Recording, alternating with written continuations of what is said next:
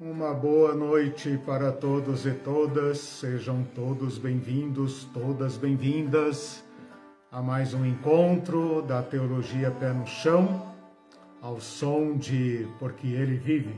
Posso crer no amanhã. A Irene está aqui comigo para juntos conduzirmos o nosso encontro de hoje, aula número 11. Enquanto vocês vão entrando aí, eu vou fazer aquele meu comercialzinho.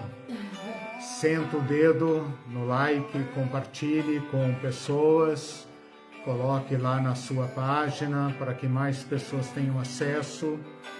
Lembrem-se do canal Teologia Pé no Chão, onde você pode encontrar os cursos todos organizados e também o material disponível em podcast. Estamos ouvindo uma música que fala da nossa esperança da ressurreição.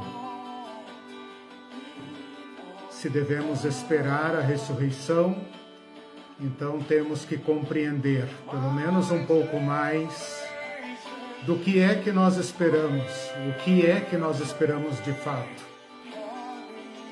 E essa música tem uma mensagem importante porque radica a nossa esperança em Jesus Cristo, porque Ele vive. Nós também temos um amanhã. Uma música muito conhecida, nesses tempos de pandemia foi muito lembrada, muito invocada para nos trazer consolo e esperança.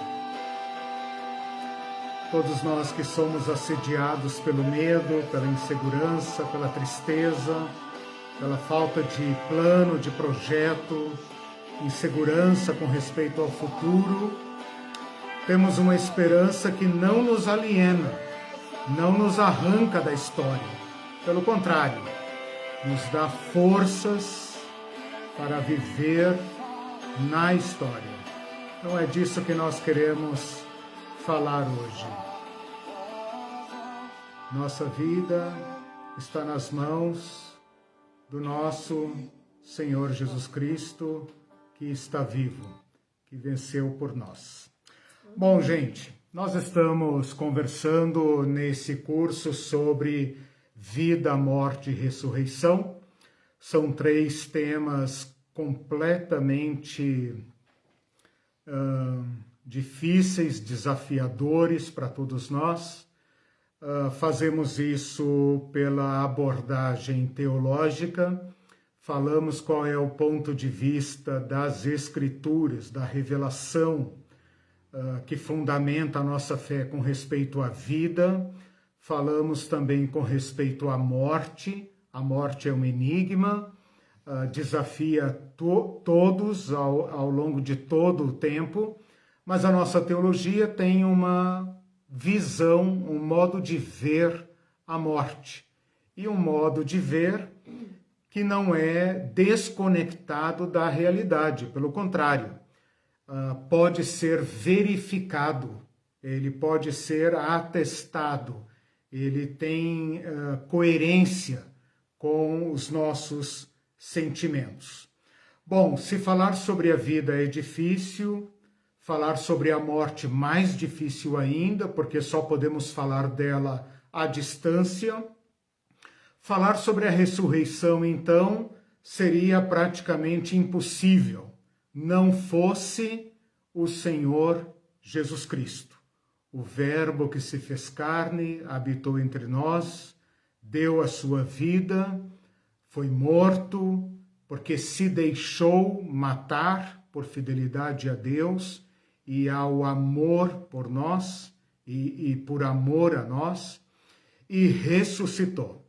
Tudo isso nós falamos nas aulas anteriores, então agora nós entramos de fato na terceira parte deste curso, tendo colocado a visão teológica sobre vida e morte e tendo colocado Jesus Cristo como sendo o fundamento, sem o qual não há nada que falar, pelo menos não na teologia cristã, não há nada que falar sobre vida, morte e muito menos sobre qualquer esperança pós-morte.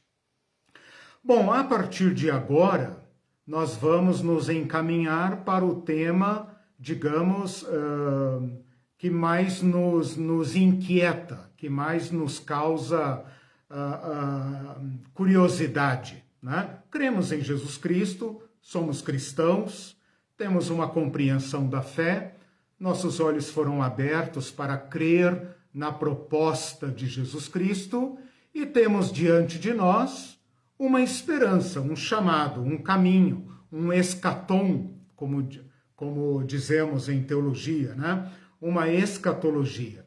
E é sobre, então, agora, a ressurreição dos seres humanos que nós queremos tratar. Falamos da ressurreição de Jesus. A ressurreição de Jesus é o fundamento, é a substância, o conteúdo, é tudo o que temos para edificar a nossa fé na ressurreição. Como é que nós vamos nos encaminhar, então, nessas próximas aulas?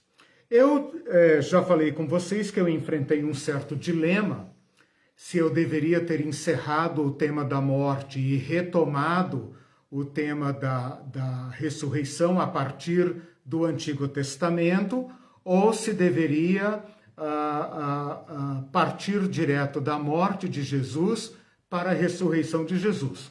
Como vocês sabem agora, eu optei por essa segunda alternativa e tratamos diretamente, então, morte e ressurreição de Jesus como fundamento do que vamos tratar na sequência. A partir de agora, eu poderia ir, e discutimos isso aqui com a minha vice-diretora, nomeada agora, tadinha. Discutimos aqui se deveríamos ir direto para o centro do debate, que é 1 Coríntios capítulo 15, o tratado mais completo, mais amplo, o carro-chefe, digamos, da exposição doutrinária sobre a ressurreição.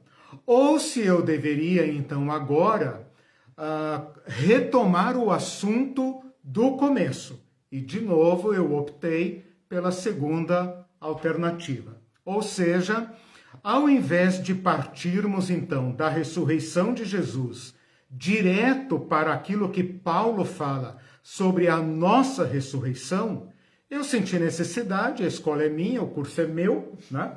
Eu senti necessidade de enquadrar o tema. Então, nós temos o fundamento, né?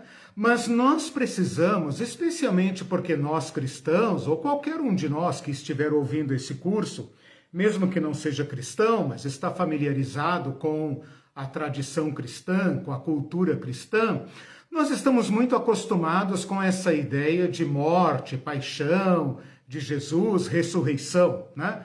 Nós falamos da paixão, domingo da ressurreição, nem que seja para comer chocolate na Páscoa, mas nós conhecemos esses temas. Mas eu senti necessidade de agora enquadrar devidamente o evento de Jesus Cristo, o evento da morte e da ressurreição de Jesus Cristo, para então compreendermos mais adequadamente nossa esperança.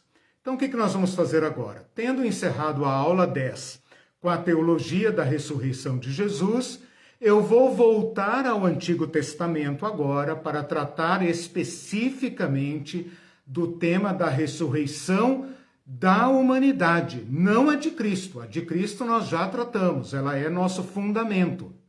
Mas, como eu estava dizendo, eu senti necessidade de enquadrar, de contextualizar, para que a gente tenha noção da grandeza do que Cristo fez. É claro que nós cremos em Jesus Cristo, cremos que ele morreu, cremos que ele ressuscitou, tudo bem. Mas, como eu estava dizendo, a gente está tão familiarizado com esses temas que talvez a gente perca um pouco a noção da grandeza, da importância.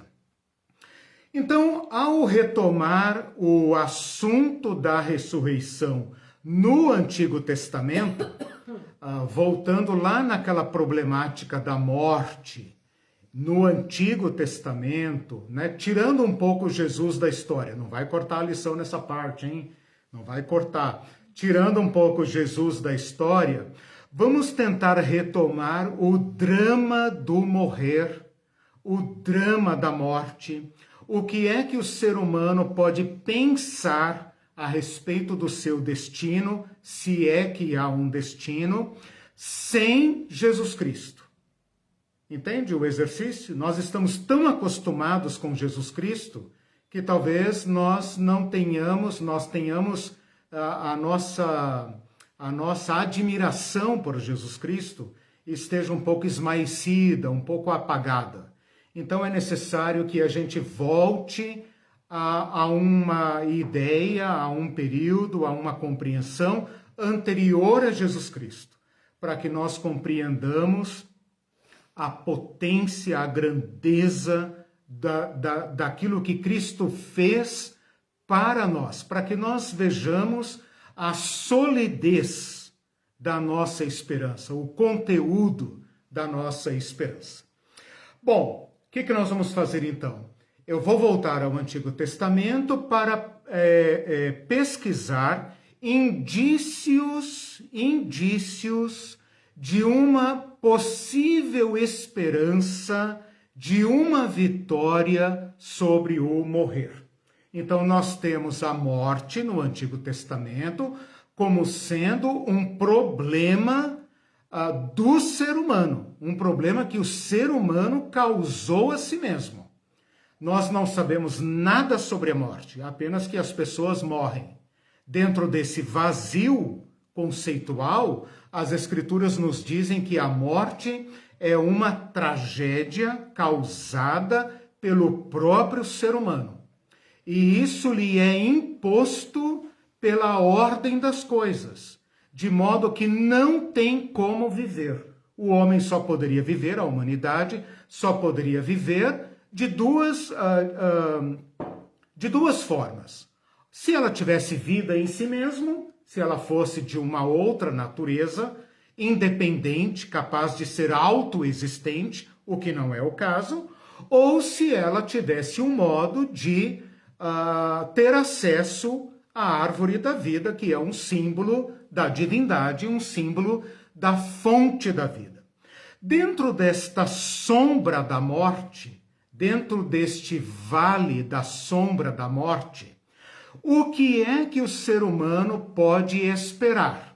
Então nós vamos rastrear o Antigo Testamento em busca de pequenos vestígios. Vamos fazer um trabalho de Sherlock Holmes, né? O detetive teológico, o detetive bíblico, exegético, né?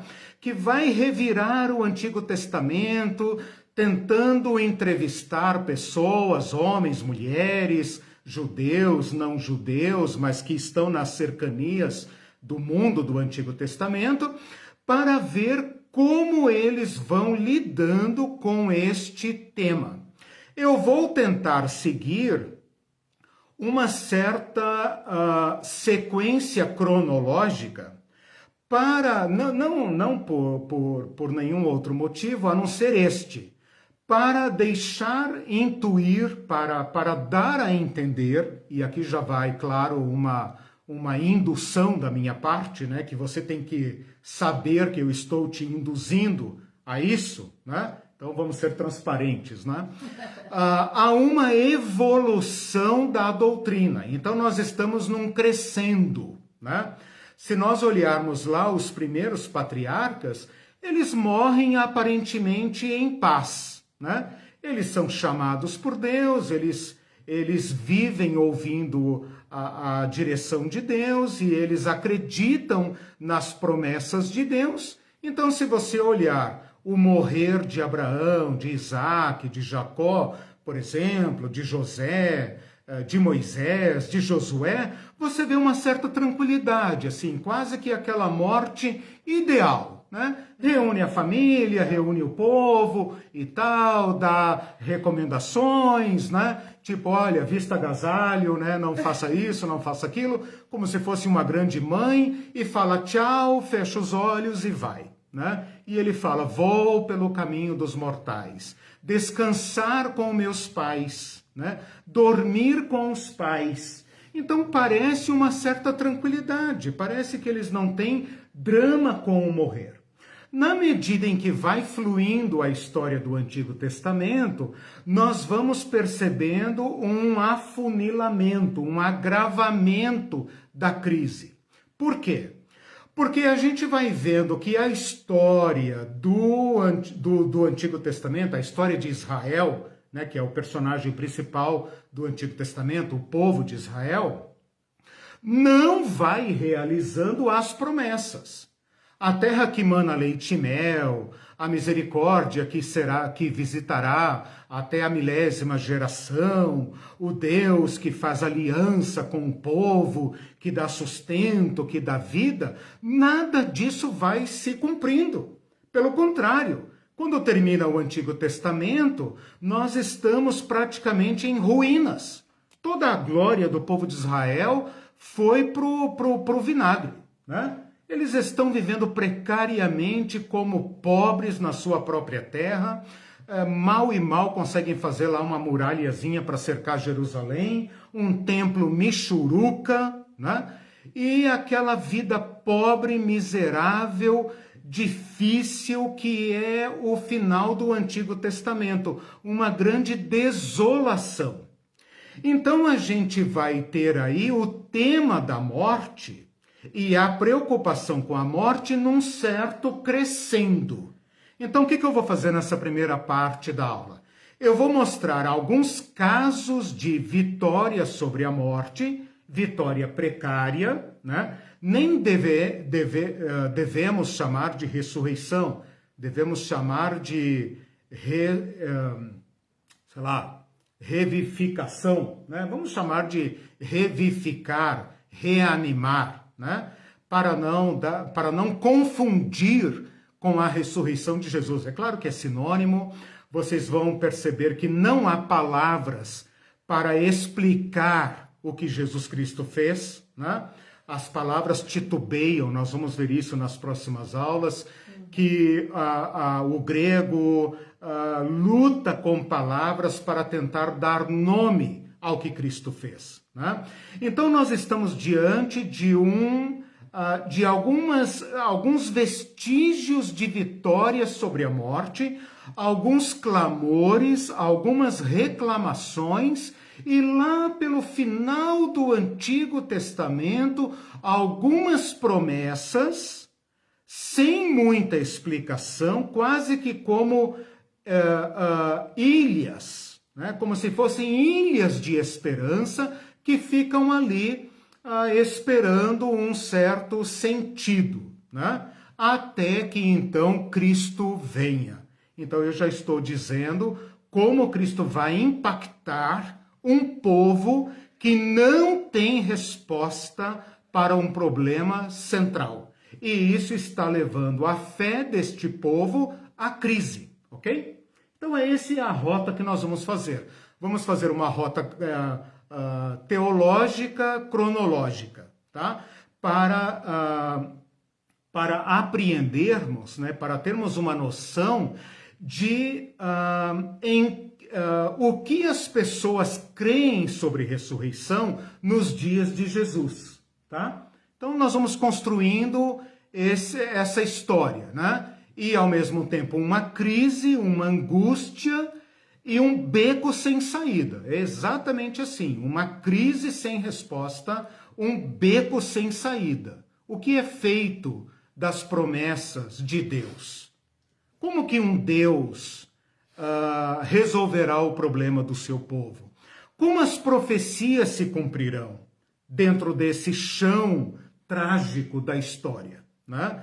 Então vai havendo um certo descompasso entre a grandeza de Deus e a tragédia da humanidade, né?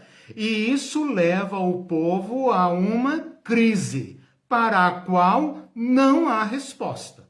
Então eu já estou afirmando, né?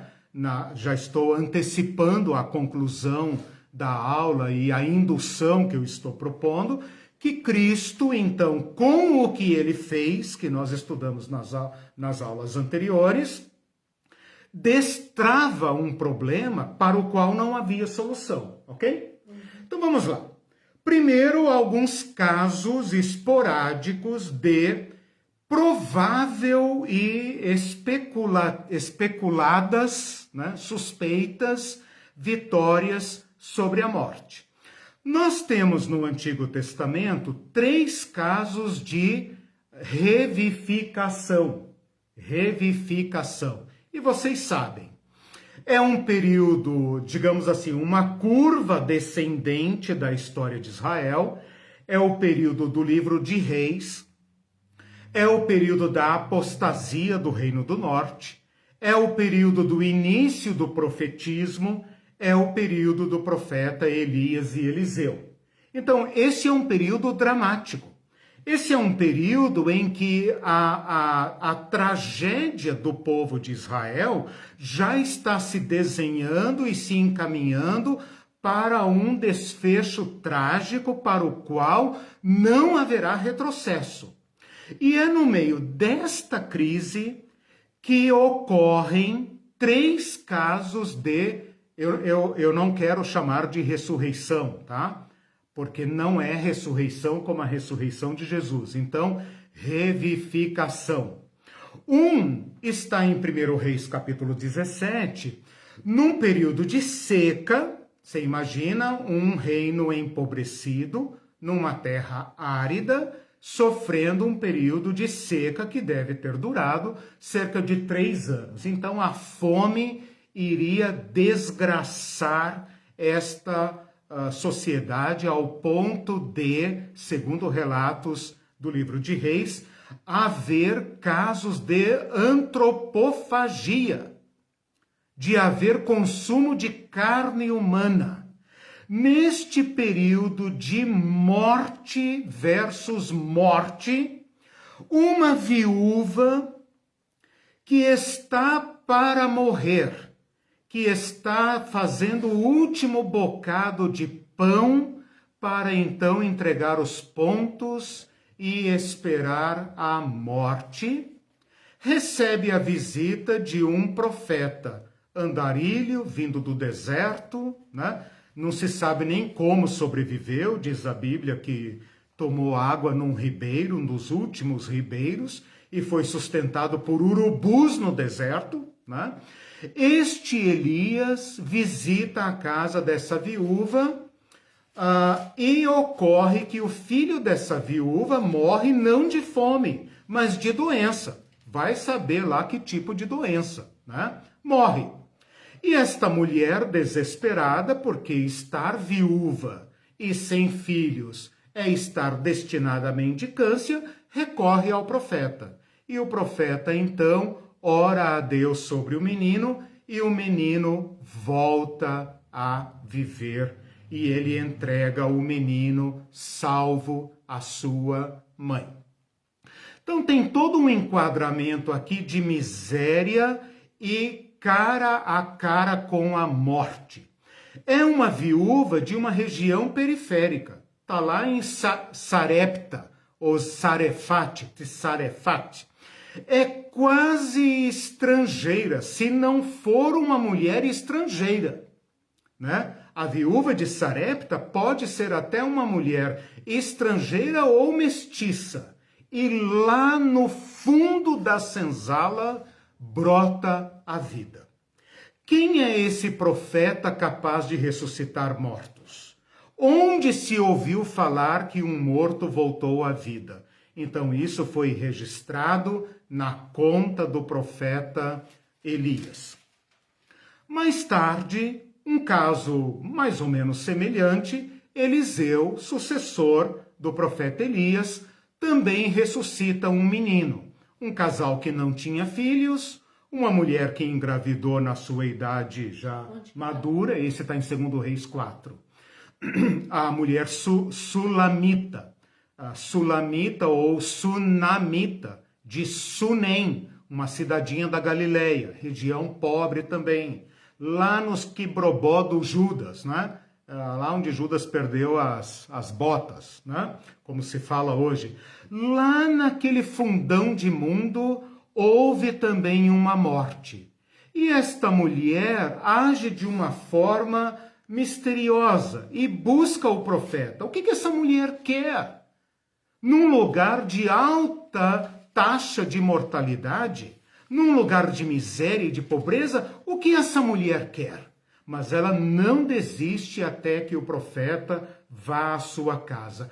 Há aqui uma expectativa de que Yahvé tenha a resposta para a morte. E esse menino também ressuscita. É um reino apóstata. A capital, lá onde estão os grandes, os sacerdotes, o templo do rei, é 4:18, tá? Segundo Reis 4:18. É um reino de decadência, mas há estes brotos de vida onde só se pode enxergar a morte. Há um terceiro caso, que Eliseu, muito estranhamente, já está sepultado, já morreu, já está sepultado, e num período de grande aperto, me parece que numa guerra, um homem é lançado às pressas, né? Um enterro, como é que fala? Um enterro, esqueci o nome, rápido, feito às pressas, né? Feito às pressas, sumário, né? Um sepultamento sumário. Onde que tem? Ele é lançado, segundo Reis 13, versículo 20, ele é lançado na cova de Eliseu e ao tocar os ossos de Eliseu, renasce, fica em pé e sai correndo de novo, né? Então são alguns exemplos que mostram que há uma expectativa lançada em Deus de que ele socorrerá o seu povo e que ele abrirá caminhos para que o seu povo esteja em aliança com ele de modo permanente e a morte não possa romper a aliança que Deus fez com Abraão, Isaque, Jacó, Moisés e todo o povo. Deus tem que ser poderoso para garantir os termos da aliança, mas ainda é uma esperança muito vaga. Afora esses três casos de ressuscitação ou de revivificação, tem alguns casos de trasladação, né? Que podem indicar uma certa expectativa de que Deus pode salvar da morte. Eu não quero e não devemos forçar nenhum destes textos. Eles devem ficar assim como estão aí. Não diz que Enoque foi trasladado. Não diz que ele subiu ao céu, não diz nada. Diz que ele não foi mais visto porque Deus o tomou para si. Como tomou, onde foi o seu corpo, o que aconteceu com ele, nada disso sabemos. Sabemos que Enoque entra para a história como alguém que não teve o destino certo dos patriarcas. Ele interrompe uma sucessão de mortes. Se você ler Gênesis capítulo 5, né, você tem a morte como personagem principal, né? Fulano viveu tantos anos e gerou fulano. Depois que gerou fulano, gerou ainda filhos e filhas e viveu tantos anos. E no final, morreu. E aí o filho, então, vive tantos anos, gera alguém que garante a sucessão, depois vive mais não sei quantos anos, gera filhos e filhas, e ao final viveu tantos anos. O Enoque rompe esta sucessão, esta narrativa, e ele então é tomado, e ninguém sabe o seu paradeiro. Um outro caso clássico do Antigo Testamento é o caso do profeta Elias, que também é tomado num redemoinho e tem o seu corpo desaparecido. Não diz para onde foi, não diz nada. apenas que ele foi tomado num redemoinho, né? Que houve ali uma teofania, houve visões e tal, mas foi um redemoinho e ele desapareceu. Tanto é que os auxiliares de Eliseu tentam fazer expedições de busca por Elias, mas o vento jogou ele num lugar muito longe e ele não foi achado e seu corpo também nunca foi sepultado. Não houve nunca jamais um monumento ao grande profeta Elias. E um terceiro caso, também um pouco enigmático, um pouco misturado com texto do Antigo Testamento, um pouco misturado com lendas ou com textos extra-bíblicos, que diz respeito a Moisés. Existe uma certa especulação com respeito ao corpo de Moisés. Ele sobe ao monte, morre e seu corpo desaparece, né? E lá em Judas vai aparecer uma certa disputa em torno do corpo de Moisés, que é baseada são baseadas nessas especulações em literatura apócrifa. Mas esses três personagens introduzem na fé hebraica uma possibilidade, né? Mas tudo isso ainda muito nublado, nada disso muda o fato de que o ser humano pode viver quanto tempo for. Seu destino é o Sheol. Lembram daquele curso que eu dei sobre inferno, né? Em que eu falo do Sheol, do Hades? O Sheol é um lugar extensivo ao sepulcro. Então, a palavra Sheol tanto se refere ao local geográfico onde o corpo é sepultado, mas extensivamente deixa em aberto este mundo além, né? Sobre o qual não há revelação, não há informação, né? Então, o que nós temos até agora é apenas uma pergunta, né? Nós temos um problema que nos interpela: o que há, o que é, para onde, quando, como, não sabemos. Como a morte é um problema causado pelo ser humano na sua relação com Deus, esta pergunta é apresentada a Deus de forma muda. É como se cada homem, cada mulher do Antigo Testamento olhasse para Deus. Mudo. Como quem diz, né? É só isso. Bom, passados, então, esses casos históricos, né?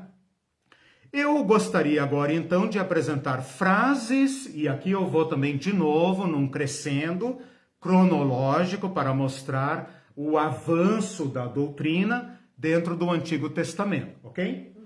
Então, eu vou pegar algumas frases de sabedoria. O que significa sabedoria?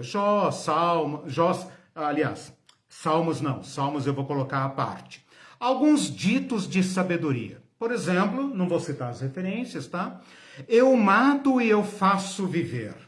Eu firo e eu saro. É uma frase de Moisés em Deuteronômio 32, né? Um dito de sabedoria.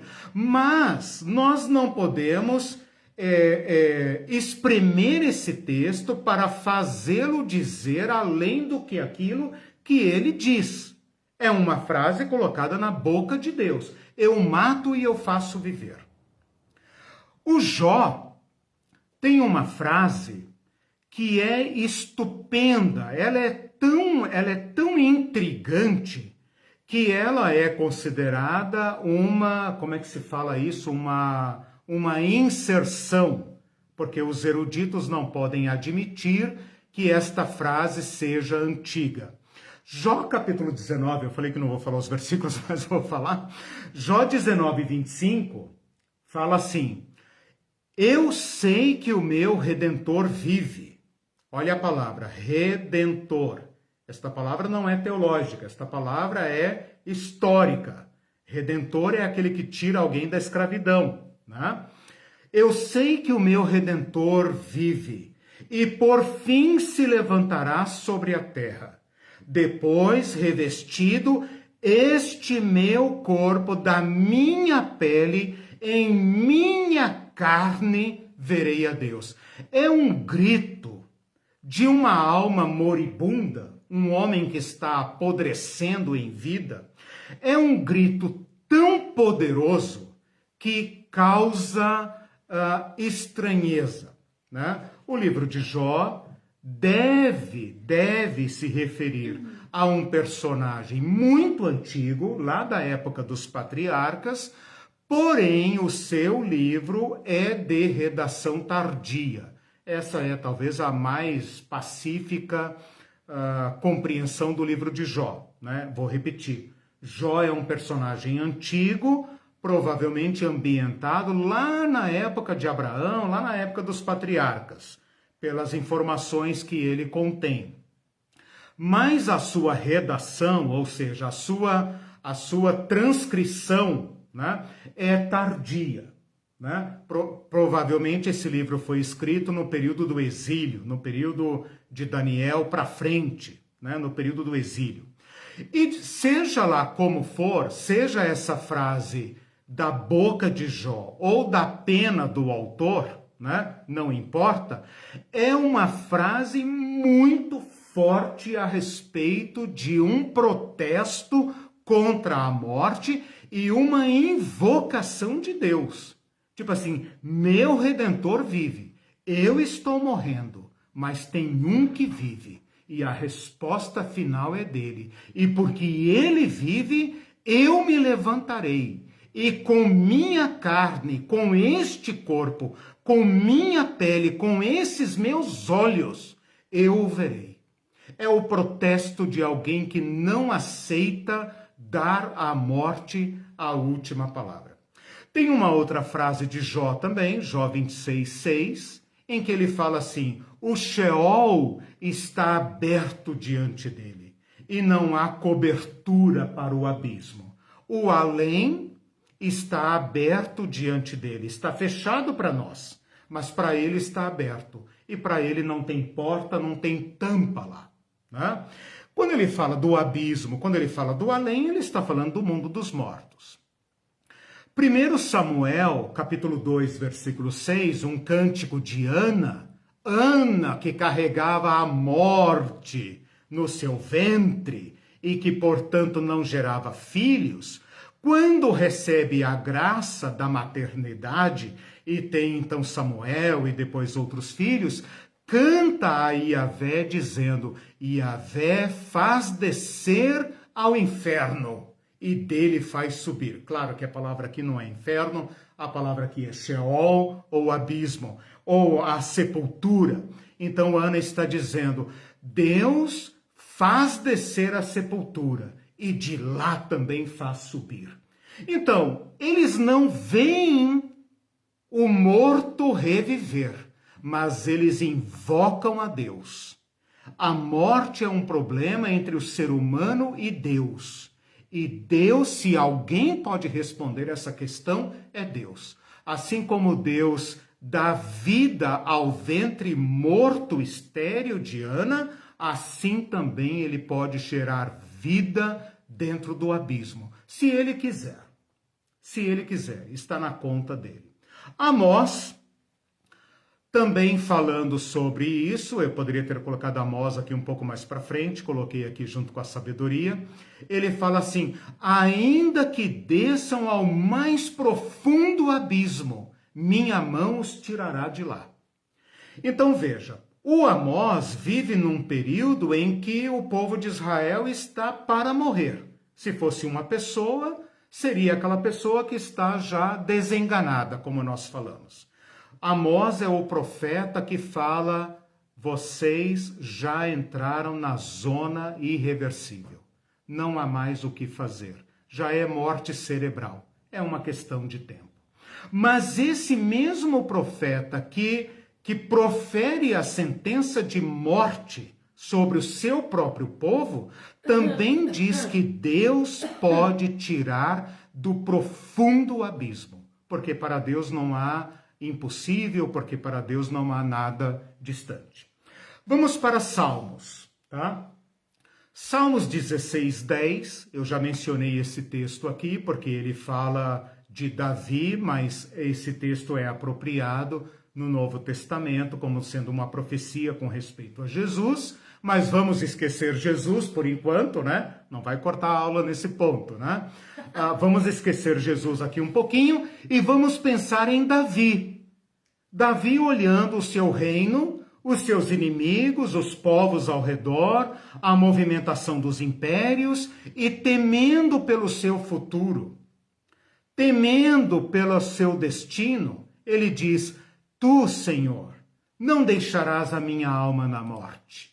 Tu não permitirás que eu veja a degradação do meu corpo. A palavra aqui é corrupção, mas como eu já falei, não se trata de corrupção moral, se trata de deterioração do corpo humano. Ó Senhor, tu não deixarás o meu fôlego no Sheol, tu não permitirás que o meu corpo, que tem o teu espírito, apodreça. Não faz sentido, né? Leia depois o Salmo todo 16, ele fala: na tua presença há delícias, na tua presença há alegria. Eu tenho experimentado tanto de Deus, como que tudo isso pode caminhar para o nada, para o vazio? Tu não permitirás. 16:10. Então percebam o seguinte, é um clamor, não tem ainda promessas de Deus aqui, é apenas o humano mortal protestando contra o seu destino e interpelando o seu Deus, dizendo: Deus, a morte não pode ter a última palavra. Não é possível. No Salmo 49:15, eu não sei agora se é de Davi, acredito que seja, ele fala: mas Deus remirá a minha alma do poder da morte, pois ele me tomará para si. Eu não vou forçar esses textos a dizer mais do que eles estão dizendo. Porque o hebreu considera ficar doente, empobrecer ou ser ameaçado de morte como se já fosse a morte.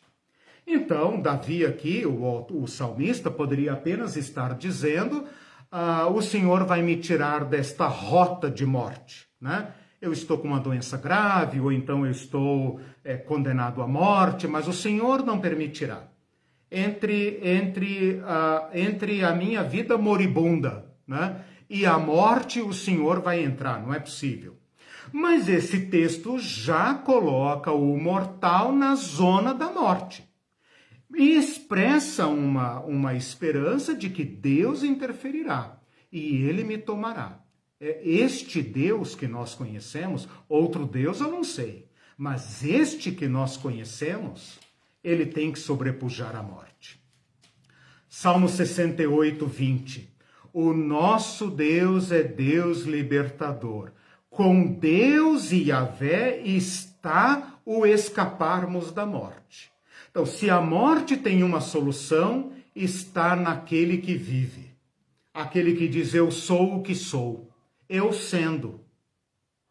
Eu fui, eu sou, eu serei. Eterno. Então, só pode estar com este Deus a redenção da sua criação. A árvore da vida está com ele. Então, nele está o escaparmos da morte. Salmo 68:20. Salmo 73:24 diz assim: tu me guias com o teu conselho e depois me recebes em glória. Percebam aqui, o destino do ser humano é o Sheol. No Sheol não tem glória nenhuma. Mas aqui o salmista vê o seu caminho para o Sheol e percebe que os conselhos de Deus dão vida. E que estes conselhos podem mudar o rumo das coisas e podem levá-lo à glória. Quem tem a glória? Yahvé. Yahvé é o Deus da glória, né? Ele é o Rei da glória. Ele é aquele que pode mudar o nosso destino. O Salmo 139, que vocês conhecem muito bem, Ele fala assim: se eu fizer a minha cama no mais profundo Sheol, lá tu estás também. Se eu fizer a minha cama, se esse for o meu destino, ir para o mundo das sombras, onde não tem nada, nada, nada, nada, até lá Yahvé está. Então, vocês devem perceber, e é esse o objetivo, que as palavras vão tomando uma proporção de protesto contra a morte, na medida em que o destino do povo vai ficando comprometido. E que parece que eles vão morrer como qualquer Zé Povinho do Oriente. E eles começam então a protestar contra a morte. Vou passar agora para os profetas em duas etapas. Vou falar dos profetas sinalizando. Agora Deus começa a falar. Até agora eu falei do ser humano clamando ao Deus da vida. Agora os profetas vão começar a pincelar pequenos vestígios de promessas de Deus. Não são promessas claras, eles não sabem como isso vai acontecer, eles não sabem se se trata apenas de uma redenção nacional, né? Porque se Deus restaura a nação de Israel, ora, isso apenas significa que o povo de Israel terá uma história, mas não eu necessariamente, mas a minha família, né? Assim como eu posso dizer, bom, Deus vai dar um futuro glorioso para o Brasil, mas é para as gerações futuras, né? Daqui 1000 anos o Brasil será, sei lá, a primeira potência do mundo. Por enquanto está tendo né? fila do osso. E etc. Hoje está na fila do osso, mas quem sabe, né? Daqui a alguns séculos e tal. Mas nós não estaremos lá. Mas o Brasil será restaurado. Ó, isso não é profecia, não. É um mero exemplo, tá? Os cristãos estão doidos para que Deus faça profecias específicas para o Brasil, né? Leitura equivocada do Antigo Testamento, né? Isso me deixa muito indignado, porque não sabe ler, então vá ler o Sermão do Monte, né? Para de ler o Antigo Testamento, né? Porque nós temos que entender o que Jesus fez aqui. Bom, então eu vou dividir a parte profética em dois escopos, né? Um escopo mais nacional, como eu estava dizendo, garante que o povo sobreviverá, mas não cada indivíduo especificamente. Já é um consolo, né? O nosso povo não será extinto, né? Como alguns povos indígenas estão sendo extintos ou estão sofrendo risco de extinção.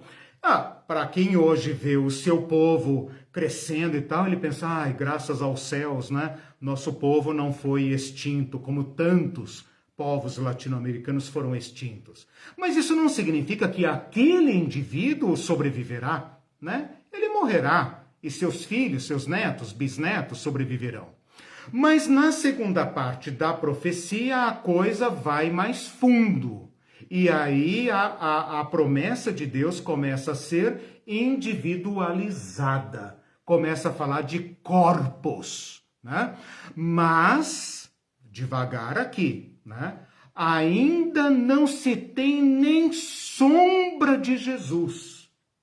Não se tem a menor ideia sobre Jesus. Por isso que eu falei, deixa Jesus de lado e vamos para aquele tempo da história anterior a Jesus. Esquece um pouco Jesus, esquece, né? Não corta o vídeo, miserável. Nós estamos fazendo um exercício intelectual, nós estamos fazendo um exercício para pensar o problema da morte e do destino humano sem a resposta de Cristo, né? Então vamos lá.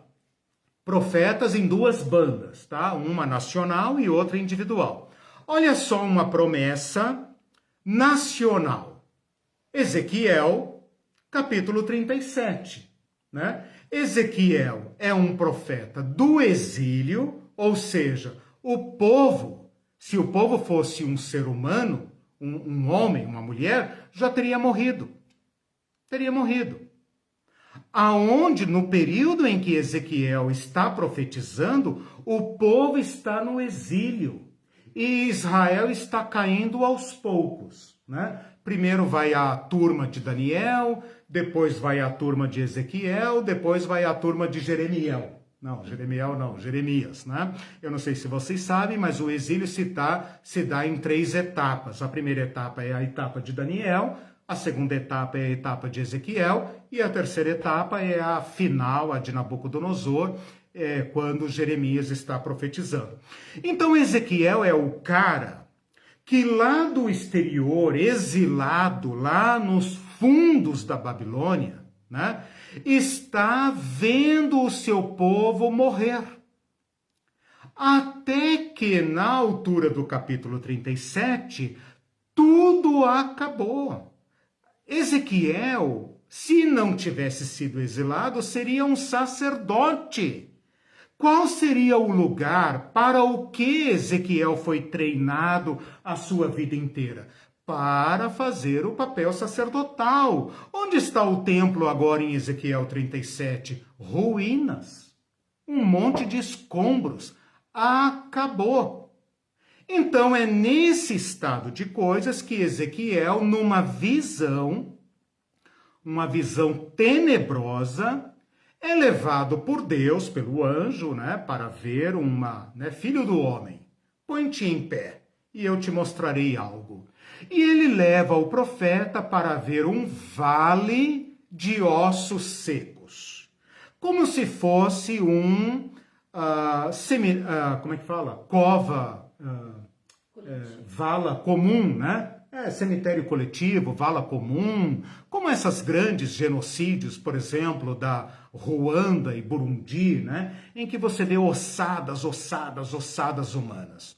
Ou, quem sabe, um lugar onde teria se travado uma guerra tão feroz que milhares de soldados foram mortos e seus corpos permaneceram lá insepultos. O fato é que Ezequiel vê um vale com ossada humana. Não são esqueletos.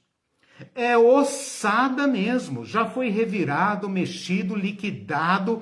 É um destroço total. Os ossos estão brancos.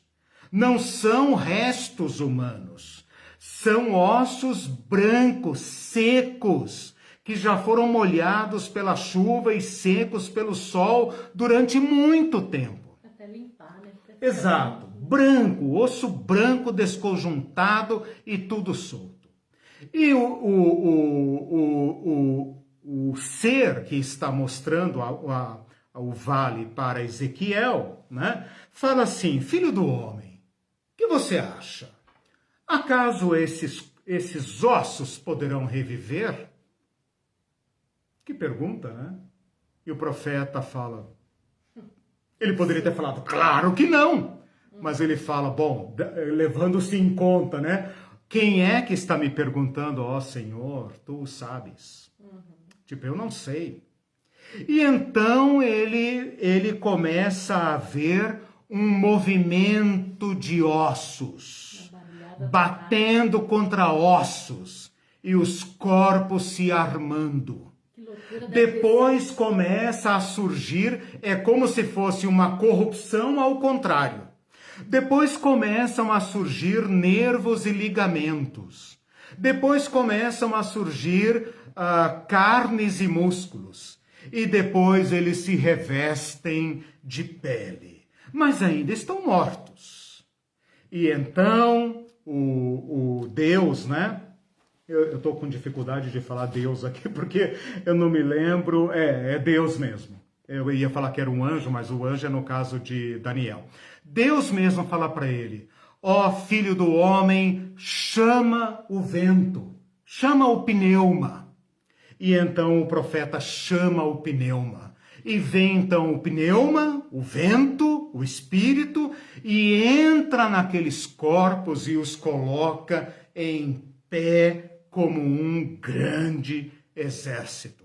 E então a moral, isso é uma visão, tá? Isso é uma visão. Parece filme de terror. Nada aconteceu. A Irene falou, parece um filme de terror, ao contrário, né? Meio, assim, assombroso, né? Algo impossível. E Deus fala para ele, assim como esse vale de ossos, assim eu farei renascer o meu povo.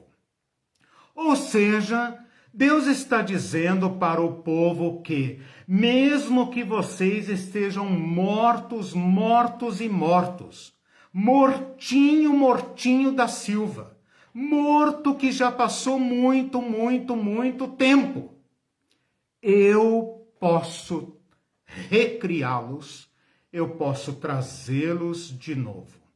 Mas ainda é uma esperança nacional. Não está falando que os indivíduos viverão, mas que o povo que está morto no exílio vai voltar a ser uma nação. Ora, meus irmãos, o povo volta para a terra de Canaã, a Palestina. Eles se organizam, mas jamais voltam a ser um povo. Vocês entenderam? Aí, quando Jesus está ali, eles estão pensando, mas cadê o Espírito? Né? Quando Deus nos livrará dos nossos inimigos, desses que nos matam? Onde está aquele que nos salvará? E então as esperanças vão crescendo, crescendo, se avolumando, mas não há notícia de uma resposta. Eles continuam morrendo, morrendo, morrendo aos milhares.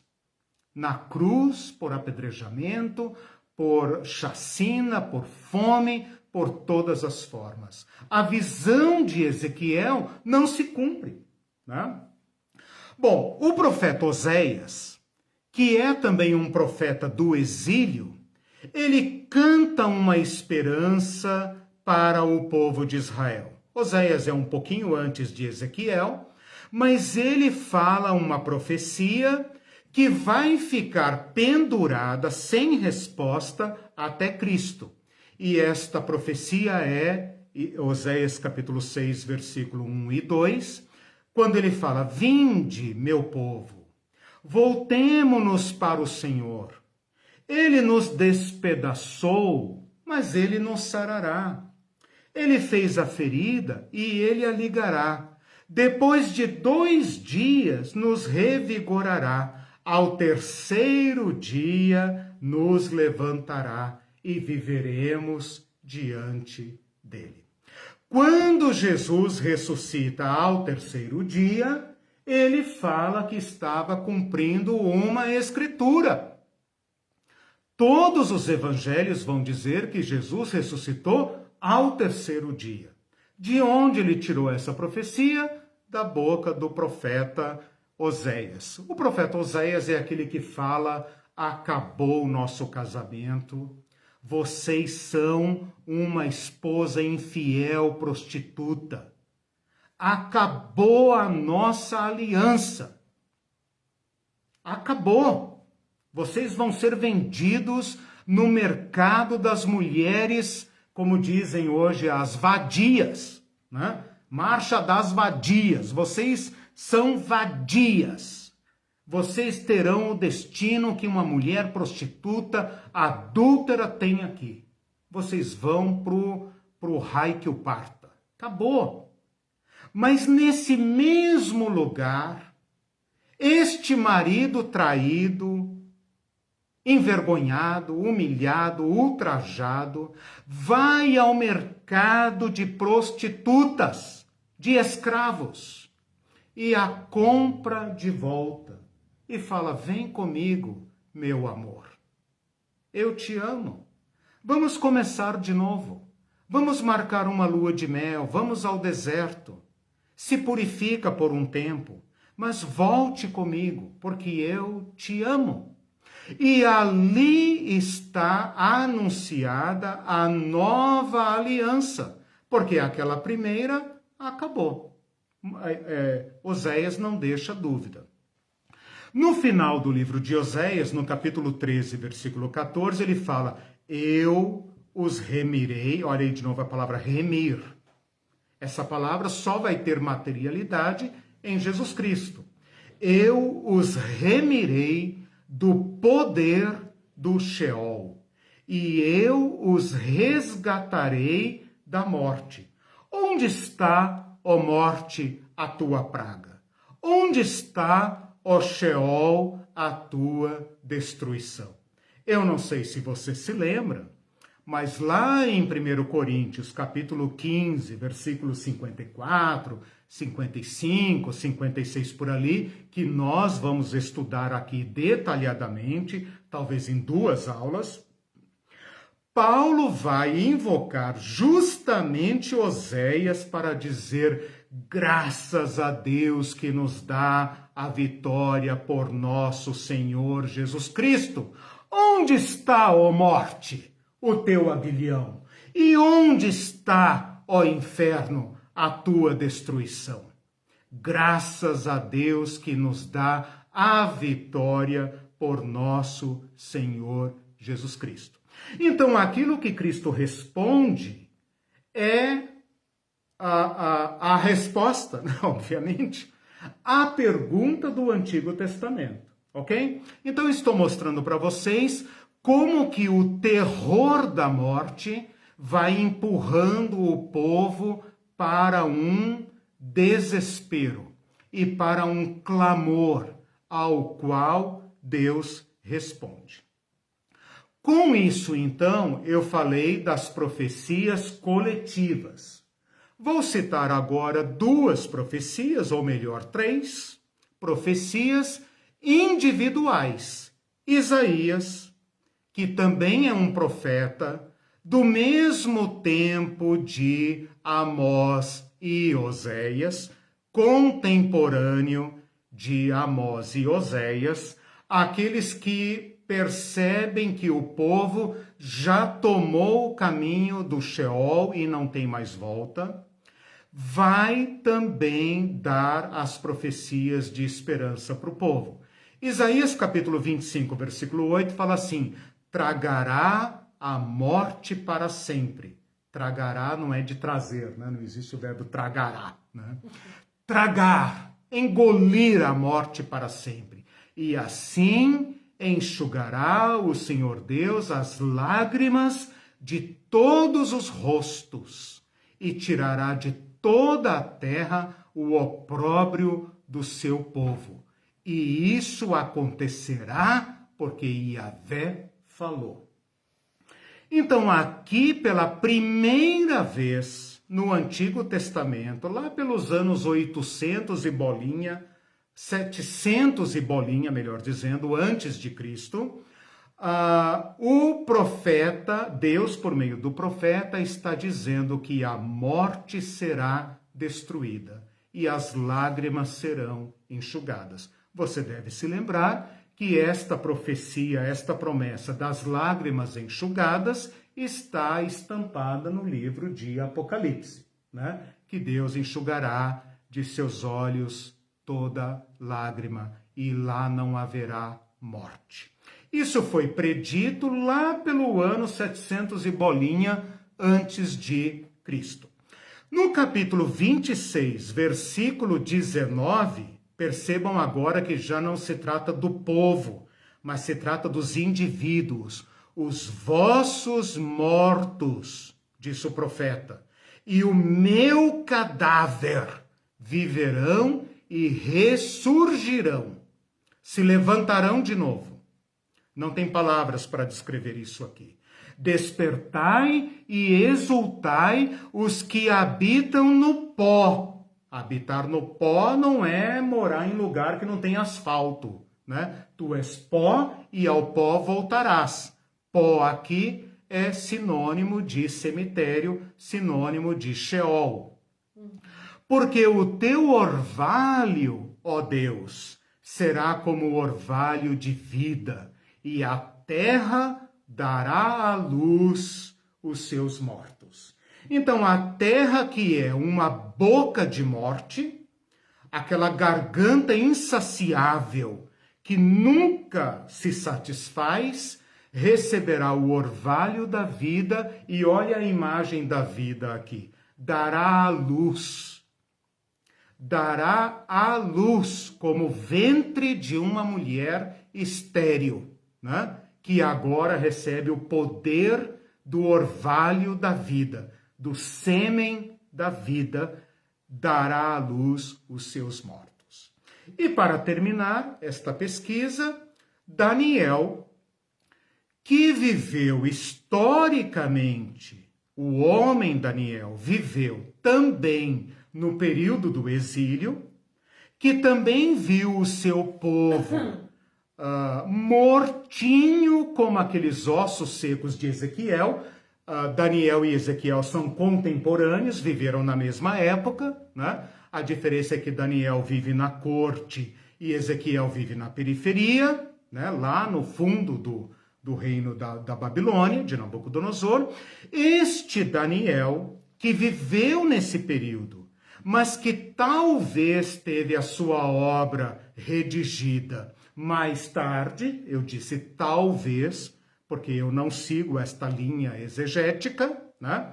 Eu estou fazendo uma abordagem canônica, então estou respeitando o cânon, como ele foi feito.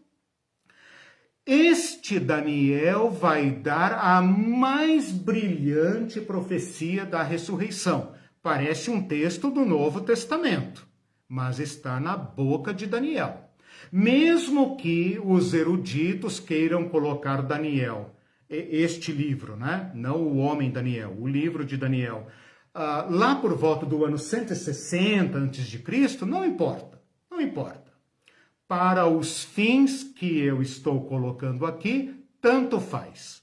O que me importa é que alguém, século e meio antes de Cristo, quase 2 séculos antes de Cristo, enuncia uma profecia, rimou, né, da ressurreição, tão claro que poderia estar no Novo Testamento, poderia estar na boca de João e de Paulo, ou de Jesus, né? O anjo aqui fala para Daniel: Daniel, meu filho, você já perguntou demais, você já está sabendo coisa demais, descansa, meu filho, porque isso não é para os seus dias. Naquele tempo, lá no futuro, será salvo o teu povo, todo aquele que for achado inscrito no livro. Aquilo que Apocalipse vai chamar de livro da vida. Aqui ele fala inscrito no livro. Muitos que dormem no pó da terra ressurgirão, se levantarão de novo. Não tem palavra para descrever isso. Se levantarão de novo. Dormir no pó da terra é morrer. Se é para daqui a muito tempo, então estarão mortos por muito tempo. Mas se levantarão, acordarão. Estão dormindo no pó da terra. Acordarão e se levantarão. Uns para a vida eterna e outros para a vergonha e horror eterno. É a primeira vez na Bíblia que aparece uma ressurreição individual, corporal, e é a primeira vez que ocorre nas Escrituras a expressão vida eterna. Se alguém falar de vida eterna no Novo Testamento, é porque leu Daniel, estudou Daniel. Porque só Daniel, no Antigo Testamento, o eterno é Deus. Os homens não são eternos. Aliás, essa é a diferença entre Deus e os homens, e os humanos. Deus é eterno, os humanos são perecíveis. Pela primeira vez, entre os anos 500 e pouco até 100 e pouco, né? Aí eu não vou entrar no mérito da questão, quando que esse livro foi escrito.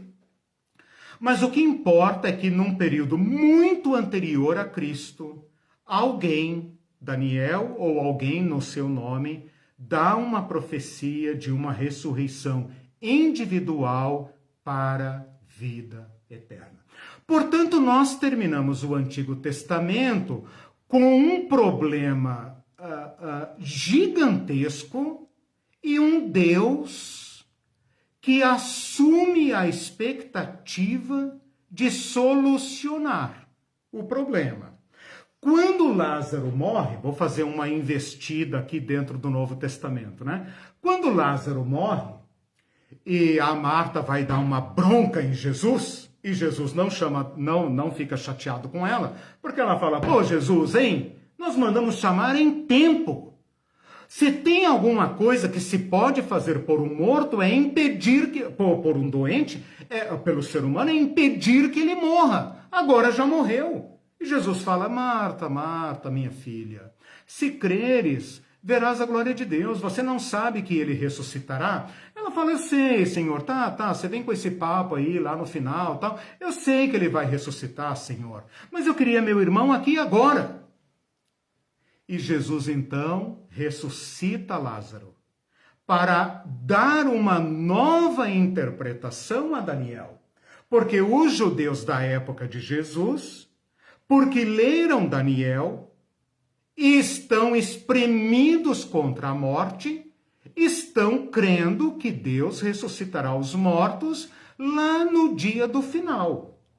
Quais mortos? Os judeus.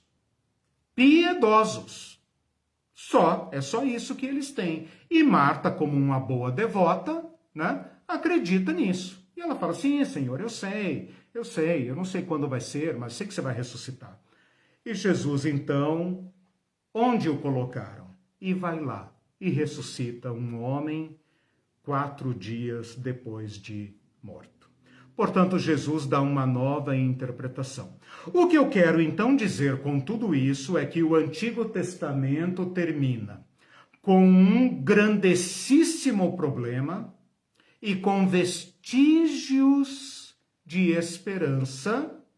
Essa esperança não está em nada que o ser humano possa fazer para remir ou para vencer a morte, como as mitologias contam, né? Os seus homens heróis, suas heroínas, seus homens híbridos e tal. O Antigo Testamento não tem. A morte é fatal. É o caminho de todo ser humano. Acabou. Mas o Deus da vida entra no cenário, né? E ficam estas promessas pendentes. E os rabinos, os fariseus, os saduceus, estudam exaustivamente esse material. Os escritos bíblicos terminam aí por volta do ano 400 a.C., né? Jesus Cristo vai nascer, claro, lá no ano 4 a.C., portanto 400 anos de silêncio canônico na Bíblia dos crentes, porque a Bíblia católica, né, tem os livros que nós chamamos de apócrifos e os católicos chamam de deuterocanônicos, né? Mas não há nenhum avanço nesta solucionática, né? Só tem a problemática, não tem a solucionática. Eles não entendiam a que se referiam as profecias exatamente, né? Havia especulações, olha só, né? Você pergunta isso. Eu vou até aqui, eu coloquei aqui algumas citações dos livros de Eclesiástico, do livro de Macabeus, etc, etc, mas nada disso resolve o problema. Então eu vou aproveitar um pouco essa pergunta aqui da Irene e vou fazer uma pontuação dentro do Novo Testamento, porque com isso eu fecho todo o Antigo Testamento e todo o período interbíblico até chegar a Jesus Cristo, ok? Até o período anterior à morte de Jesus Cristo. A Irene perguntou, como que eles criam então na época de Jesus? Lembra, Jesus não morreu ainda, nem ressuscitou. O que eles têm então? Estudos bíblicos. Quais? Das mais diversas denominações. Tem os essênios, tem os fariseus, tem os saduceus, tem os escribas, tem os doutores, tem as diversas escolas farisaicas, tem diversas denominações, né? Tem o pentecostal, né? O frio, o católico, etc, etc. Cada um fala uma coisa, ninguém se entende, e eles debatem. Eu Eu vou mostrar para vocês agora, então, rapidamente, né? Não vou gastar tempo com isso, mas rapidamente, alguns vestígios destas crenças no Novo Testamento, aliás, nos Evangelhos, sem considerar Jesus Cristo, tá? Não pense ainda, porque nem os apóstolos entendiam a morte e a ressurreição de Jesus. Certo? Nós vimos isso nas aulas anteriores. Então, não pense no Cristo que morreu e ressuscitou. Esquece isso. Vamos andar com o Jesus vivo, o Jesus homem, o tempo de Jesus. Então, olha só, alguns vestígios, algumas noções populares e eruditas a respeito da ressurreição no Evangelho. Quando Jesus começa a fazer milagres pela Galileia, o Herodes Antipas, o Herodinho Antipas, fica sabendo. E ele fala, caramba, mandei matar o João Batista e me aparece outro melhor ainda, ou depende do ponto de vista, né? Pior ainda do que João Batista, né? E as pessoas pensam, mas quem é esse cara? Quem é esse cara? E o Herodes é porta-voz de uma superstição. Ele fala, esse é João Batista que voltou dos mortos e agora tem poderes miraculosos. Leiam o relato, Mateus 14, veja aí. Mateus 14 e textos paralelos, né?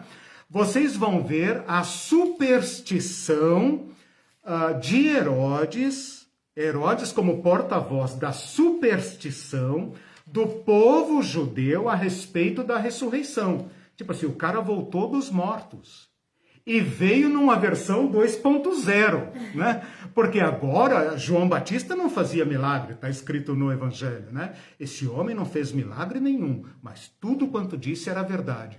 E agora o Herodes pensa que Jesus é João Batista 2.0, porque agora voltou fazendo milagres, ressuscitando mortos e curando leproso e aprontando poucas e boas. E Herodes fica com medo de um homem que ele não sabe que é Jesus, eu e você sabemos, mas ele não sabe, com medo de um homem que ele matou decapitado.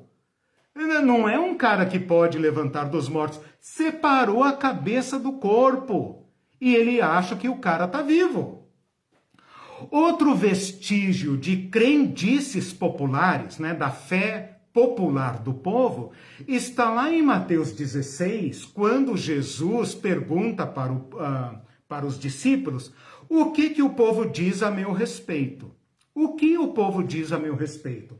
Mateus 16, 14 e textos paralelos. Quando eu digo textos paralelos, estou me referindo a Marcos e Lucas, né? A tua própria Bíblia, se for uma Bíblia boa igual a minha, vai ter lá os textos paralelos, não é brincadeira.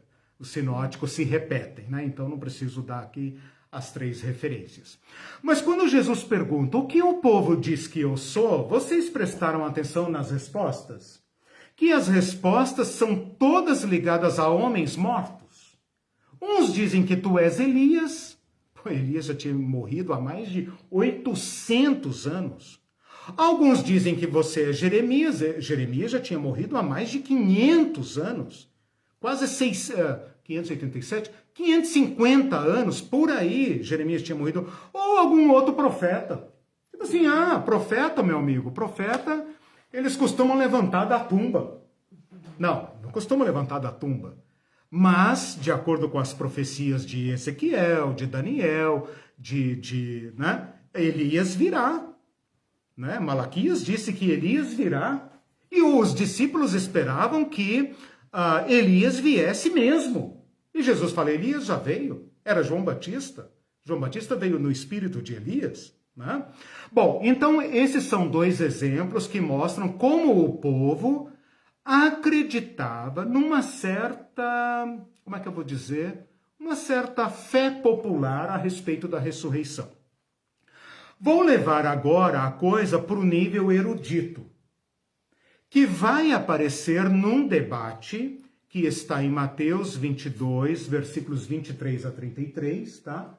Mateus 22, versículos 23 a 33 e paralelos, portanto, Marcos e Lucas também ressaltam isso, né? Que é aquela questão em que os saduceus chegam para Jesus e falam: mestre, temos aqui um enigma, né? Isso era comum entre os sábios, os mestres iam para o templo, um fazia debate com o outro, isso era normal. Então os saduceus, querendo colocar Jesus em apuros, perguntam: mestre, temos aqui um enigma e queremos te apresentar. Jesus fala: digam. Olha, é o seguinte, Moisés disse que quando um homem morre, né, o seu irmão deve se casar com a viúva para suscitar descendência a este irmão. Isso se chama lei do levirato. Levirato, da palavra levir, em hebraico, que significa cunhado. Então, gostando ou não gostando, meu amigo, você tinha o dever de levirato. Tinha que dormir com a cunhada, viúva, né? E tinha que gerar filhos para o seu irmão. Isso era um costume dos povos da época que foi legalizado na lei de Moisés, chamada lei do levirato, para que a viúva não ficasse desamparada, para que o nome do homem não desaparecesse e tal. Questões patrimoniais e familiares e tal. E eles então propõem o seguinte enigma.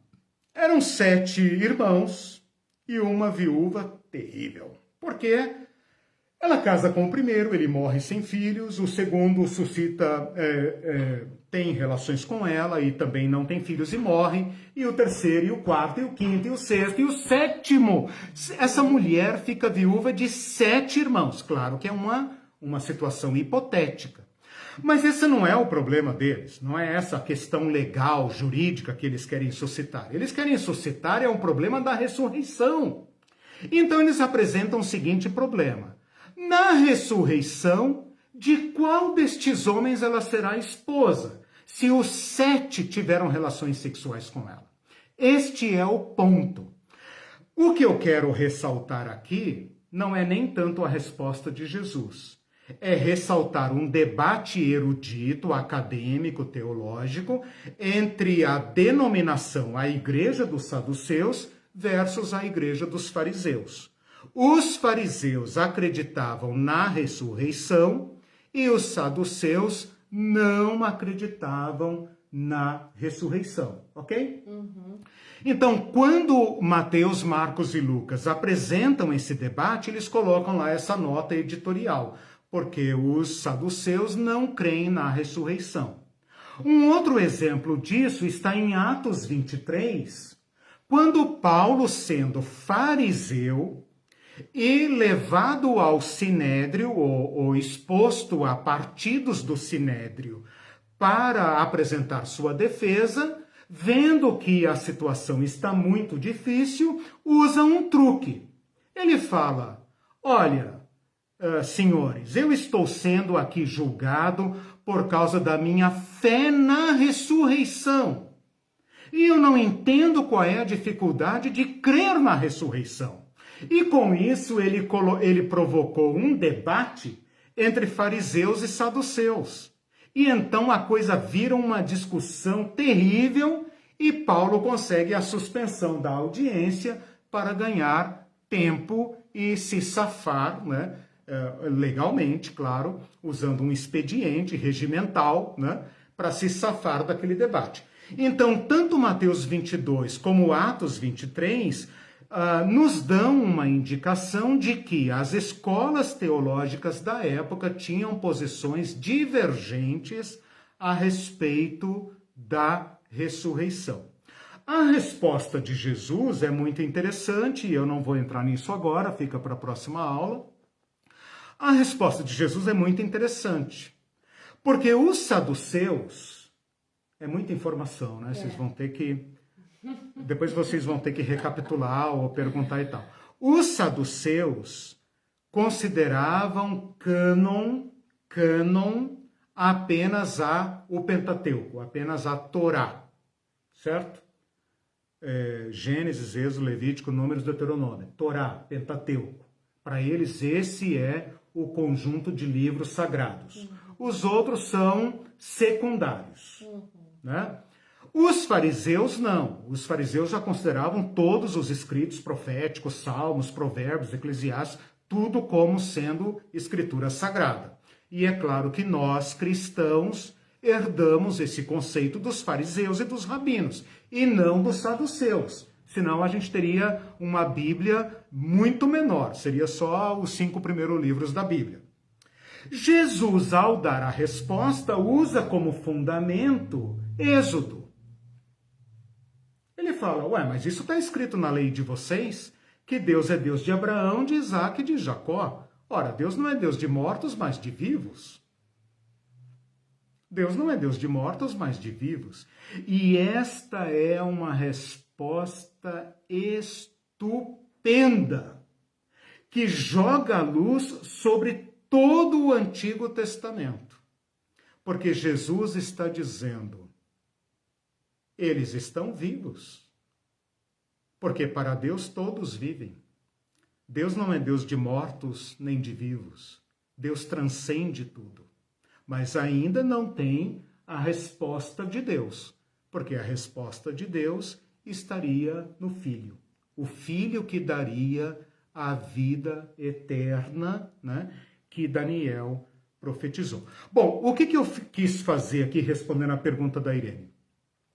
Eu dei 2 exemplos, um popular e um erudito, né? um popular e um teológico, de como o povo da época de Jesus lidava com o tema da ressurreição. Então, o que nós fizemos hoje? Fizemos uma varredura em todo o Antigo Testamento, pulamos o período interbíblico, porque não tem nenhuma novidade importante, né? E chegamos, então, com esta problemática em plena discussão, em plena efervescência, no mundo de Jesus, antes de Jesus morrer e ressuscitar, certo? Uhum. Agora você pode pensar o choque que havia na cabeça dos discípulos quando eles ouviram Jesus falar em morte e ressurreição. Eles não tinham como entender. Porque a cabeça deles era formada pelos fariseus, pela sinagoga. Tipo, olha, no futuro, quando vier o Cristo, o filho de Davi, ele vai matar os inimigos do nosso povo, vai estabelecer o reino sem fim, vai matar todos os ímpios, e então dará o galardão aos justos, judeus, claro, né? Aos justos, e então ele nos dará vitória sobre a morte, né? Mas isso era tudo muito vago, muito obscuro, não havia certeza sobre estas coisas, né? E Jesus é que vai pegar esse emaranhado doutrinário e vai acertá-lo em cheio, de modo que nós só podemos falar agora de vida, morte e ressurreição depois do Cristo ressurreto. A Marlene diz assim, mas eu não entendo exatamente como eles conseguiam crer na ressurreição, se nos escritos ela nunca foi citada até então como uma promessa de Deus, mas era somente um anseio que eles tinham. Não. Os profetas, veja, até Salmos era um anseio. Quando eu falei dos profetas, da restauração nacional e individual, são palavras de Deus a respeito de uma esperança de vitória. Tipo Ezequiel 37, por Ezequiel 37 fala da restauração do povo, mas especialmente Isaías e Daniel. Quando Daniel fala, vai Daniel, quer ver? Vou até ler aqui, Daniel 12, né? Vai Daniel, descansa. Ele fala assim, ó, nesse tempo se levantará Miguel, o grande príncipe, defensor dos filhos do teu povo. E haverá tempo de angústia, tal qual nunca houve, desde que houve nação até aquele tempo. Mas naquele tempo será salvo o teu povo, todo aquele que for achado inscrito no livro. Muitos dos que dormem no pó da terra ressuscitarão, uns para a vida eterna, outros para a vergonha e horror eterno. Os que forem sábios resplandecerão como fulgor do firmamento. E os que a muitos conduzirem à justiça, como as estrelas, sempre e eternamente. Tu, porém, Daniel, descansa, guarda esse livro, porque não é para agora. Estas palavras de Daniel quase que poderiam estar em Apocalipse. Elas são enigmáticas. O que eu estou dizendo, Marlene e demais irmãos e irmãs, é que todo esse material profético, incluindo Daniel, foi objeto de intenso debate e gerou estas crenças populares e eruditas do mundo de Jesus. Então, eles acreditavam que uma pessoa poderia vir. Os discípulos perguntaram, quando vem Elias? O que eles pensavam? Elias vai voltar dos mortos. Mas a gente não pode condenar. Quando eles viram Elias e Moisés no Monte da Transfiguração, eles falaram, vamos fazer cabana. Entendeu? Então, assim, no ideário deles, havia essa possibilidade. Eles não sabem como Deus vai fazer isso. Exatamente. Mas em algum momento do nós fim... que já estudamos e vimos a Exatamente, história. por isso que eu estou falando. Deixa Jesus de lado, porque Jesus altera completamente. Ele é o fundamento de tudo. Ele é a luz do meio-dia aqui. Até Jesus Cristo nós temos especulações, né? Como nós hoje, né? Discutimos, por exemplo, temas escatológicos, né? Aí tem um pessoal que crê desse jeito, o outro crê desse jeito, o outro não sei o quê. Era mais ou menos assim que acontecia na época de Jesus. Né? Então, sim, na época de Jesus, eles tinham vagas noções a respeito da ressurreição. Tá? Mas não tem aquela fé concreta. É isso que nós vamos estudar a partir da próxima aula. Né? Quando Paulo fala Cristo ressuscitou, então nós ressuscitaremos. Aí já é mais nítida só a partir de teologia Cristo. está completa. Só a partir de Cristo. Sem Cristo não há que falar em ressurreição. Você fica assim, bom, não sei, algum dia, não sei como Deus vai fazer. Daniel falou, mas o que será que Daniel quis dizer? O que será que Isaías quis dizer? Será que era figurado? Será, entendeu? Era esse tipo de questão que estava correndo. Mais a gente estuda, mais a gente, como era a compreensão naquele tempo, porque é muito difícil a gente sair do nosso tempo. Esse foi o nosso exercício hoje. Lá, né? Exatamente. E com a cabeça deles e não Exato, com a nossa, que exato. já conhecemos o fim da história, vamos dizer. Por como se você isso, está lendo um livro e já conheceu o fim exatamente, da história. Exatamente. E o personagem que está lá não sabia o que ia acontecer. Você tentar reproduzir, por exemplo, um personagem, né? Exato. Tipo assim, eu vou fazer um teatro, né? E aqui eu tenho que representar o personagem, Com a cabeça ele não dele, sabe o ele final não da sabe, história. exato. O personagem não sabe, o ator sabe, né? Mas é por isso, gente, que eu não quis ir direto para 1 Coríntios 15. Porque eu temi fazer uma transição superficial, né? Eu precisava trazer esta problemática, esta luz nublada do assunto, para deixar muito claro como Jesus é a luz da aurora. Jesus é o personagem, o evento que transtorna completamente a história da humanidade. A partir de Cristo, podemos falar de nova vida, de vitória sobre a morte e de ressurreição. Sem Cristo, os vestígios existem, os indícios existem, mas não tem clareza. Tem uns comentários aqui Sim, no nosso horário. sim, já é. Hoje eu dei aula direto. Não tomei nem água. E antes eu vou fazer um comentário que a gente não pode culpar muito os discípulos quando eles pretendem que Jesus tome o trono, Claro. que conquiste um trono, que seja independente de Roma, né, conquiste a independência, porque talvez a gente lá ia pensar a mesma coisa, certeza, porque a gente não ia entender o que é esse lance de assim como nós ressurreição. pensamos um monte de coisa errada hoje. Exato. Não compreendemos. Né?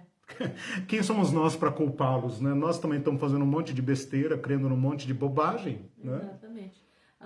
O Carlos Pereira diz assim, imagine os Canela de Fogo ouvindo as explicações do Eliseu. E o David falou assim, depois que eu conheci o Eliseu, eu parei de ouvir o meu pastor. Não.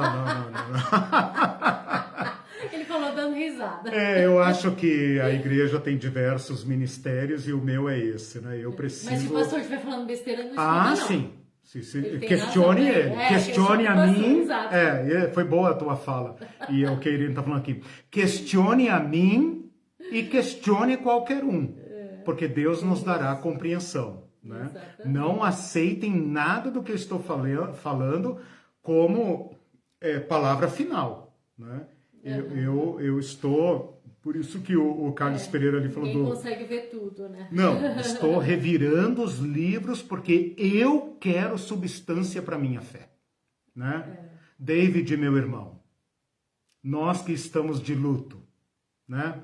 Falei aqui na aula passada, né? Me permita, David, falar sobre você. Falei aqui na aula passada sobre uma jovem mãe. E o David a perdeu, né, meu irmão? E outros que estão de luto agora. Também, né? A Celi também. E falou que ela é uma Sônia. Marta, que falou assim, já passou o tempo, o senhor demorou. O David está em pleno luto. E nós com ele, claro, muito mais distantes, mas estamos aqui. Né?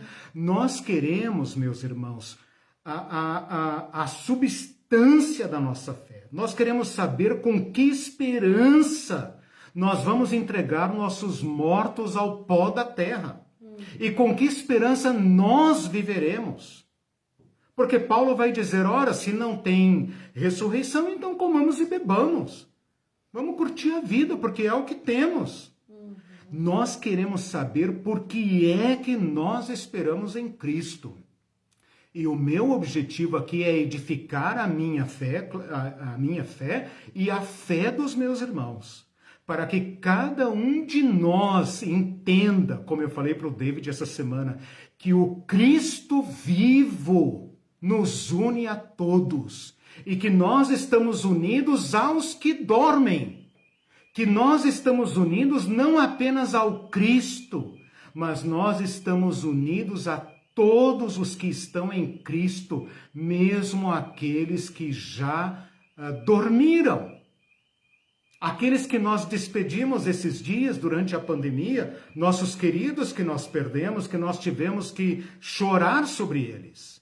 Nós estamos unidos a eles em Cristo. Somos um em Cristo, como Paulo fala, agora não me lembro aqui, Romanos 14, eu acho, quer vivamos, quer morramos, somos do Senhor. Se vivemos é para o Senhor, se morremos é para o Senhor. Porque a vida dele transtornou esse estado de coisas. E agora o nosso corpo perece, envelhece, padece, morre. Mas em Cristo, se habita em nós a semente da vida, esta semente brotará. Amém. E essa é a nossa fé. É absurda, é maluca? O que eu vou fazer? É o que temos. E é maravilhoso. Últimos comentários e aí a gente fecha. O Carlos Pereira falou que ele também está liberto de ouvir outras besteiras. E a Denise disse que aula maravilhosa. Quanta sabedoria, professor Eliseu. Graças a Deus. E disse que você nos desviou, entre aspas, sobre o caminho da sabedoria. Amém.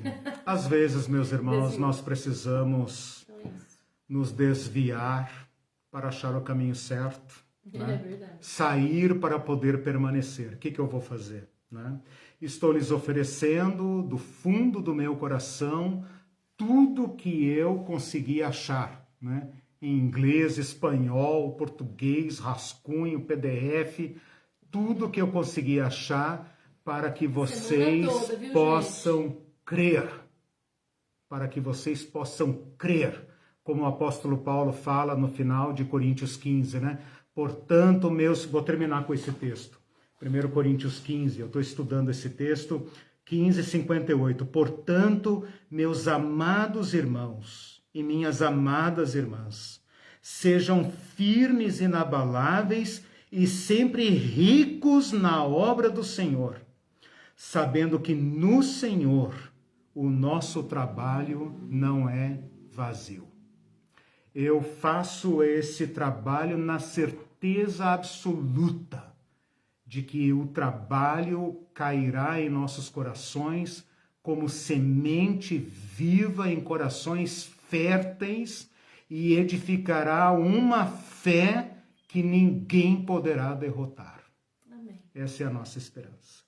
Tchau, gente. Valeu, gente. Bom fim de semana, até domingo. Tchau, tchau. Deus abençoe Beijo. todos vocês.